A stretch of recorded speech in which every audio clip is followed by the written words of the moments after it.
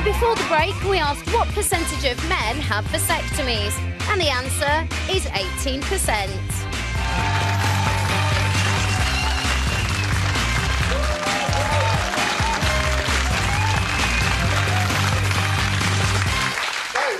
Beer mat? Yes.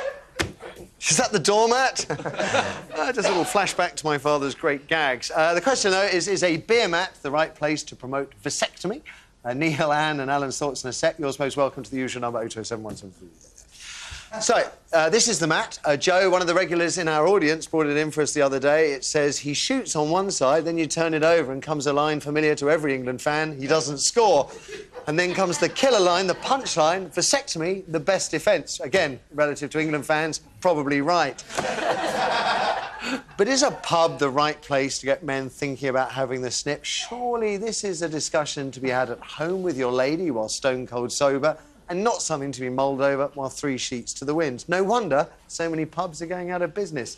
But then, with 1 in 5 blokes eventually opting for the snip, there's no doubt there's demand. Do you have things like this in Australia? Have you ever seen it? No, I've got no problem with the beer mat, you know, the advertising vasectomy, as long as I don't do the vasectomy at the pub. Well, you're anaesthetised. Exactly. I don't want... I'll be honest, I don't want to think about this while I'm in a pub. I don't want to think about it. Yeah. Mind you, I don't want people to serve food in pubs either. I think that's all. Yeah. I don't think kids should be allowed in pubs. Or women, so... I'm not allowed with all of those things. Oh, hello. Except behind the bar. And only attractive ones with very few clothes. Yeah. Right, Anne? Look, we have to put up with these horrible ads on television for all sorts of female things. Why shouldn't you have to have that? Well, we have to put up with those as well. Yeah, how do you think we feel? Well, we do. We drink in pubs, and we're going to have to look at that beer mat as well. Now, I think it's a good idea, actually. I think get people talking about it.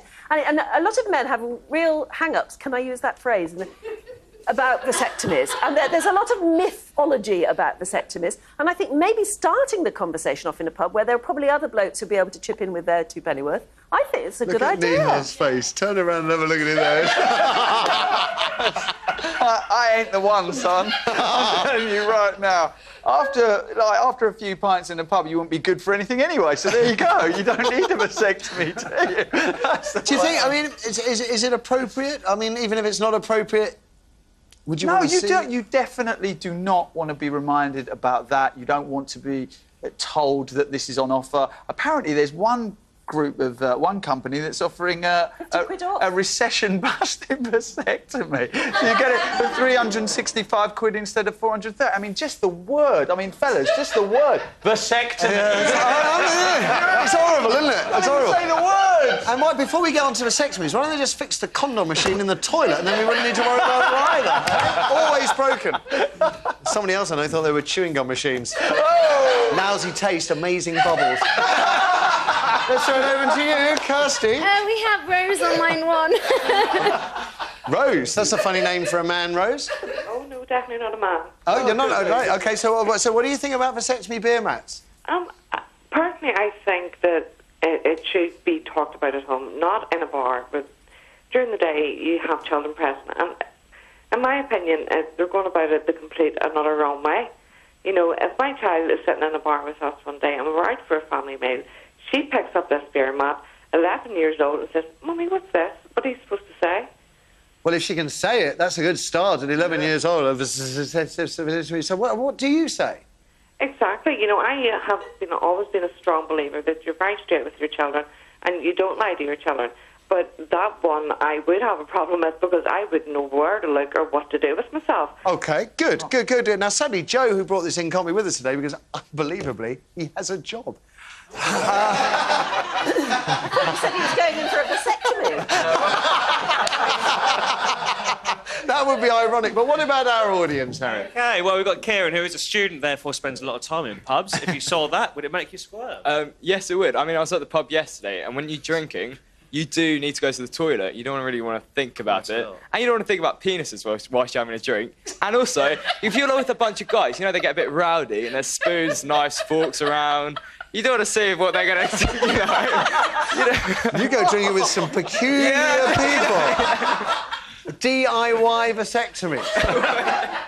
Well, I don't want to see that at a pub. I mean, if they're going to have that, they might as well put other things on the table But as they well. will, Like won't what? they? It's inevitable. We advertise anything right in your face at the moment, don't we? Well, so it's because we've done. I mean, they do- Feminine hygiene products, they'll be Well, on I the was beer mats just next. about to say because I mean those are on TV all the time. Exactly. It's I've had a proper education, wings and everything.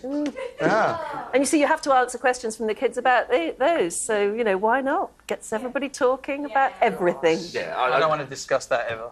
No, it's just, do you know, this is amazing because if this was a feminine product, you'd be saying, oh, yeah, maybe it's quite healthy for us all to be talking about it. It's because it affects you men below the waist, isn't it? It's because you do feel squirmy about it. But that's where we think. Yes, that too. Yeah. But no, do you know? Because I was wondering about this, but I was thinking it's because nobody needs a vasectomy, do they?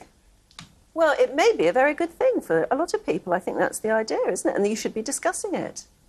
No, I'd rather be crossing my fingers than my legs. It means quite in a lot of families that women. It means in a lot of families women don't have to go on taking the pill, so that relieves the woman of But that normally, after problem. 5 or 6 years of marriage, there's no sex anyway. So, I mean, it's only to stop him getting some other bird pregnant, isn't it? That may be a good thing. I've heard there are countries in the world where men are given incentives to have vasectomies. Like, you know, they get I mean, there's some places I've heard They're called wives. All I know is you get told, every bloke gets told, oh, it's nothing bad, it doesn't hurt too much. You should have met our old director. He had one, he couldn't sit down for a month. That's the truth. Now, it's time for me to make a few snips myself and send away this morning's panel. Don't worry, Nihal and Anne, it's reversible. You'll be back here tomorrow. But sadly, Alan won't be. Great to meet you again, Corbett. Nice to have you here. Keep up the good work in Erinsborough and look after our competition winners. May the best girl win. Ladies and gentlemen, show the panel some love. Thank you. Wonderful show, wonderful guy. Now then, for our penultimate show before the summer break, Bellamy's People star Rhys Thomas. He's going to be returning to the panel to talk us through the headlines and resolve another real-life dilemma, and that is it ever OK to pee in a paddling pool? And some people watch Jeremy Vile. Unbelievable. See you 9:15 tomorrow. Bye for now.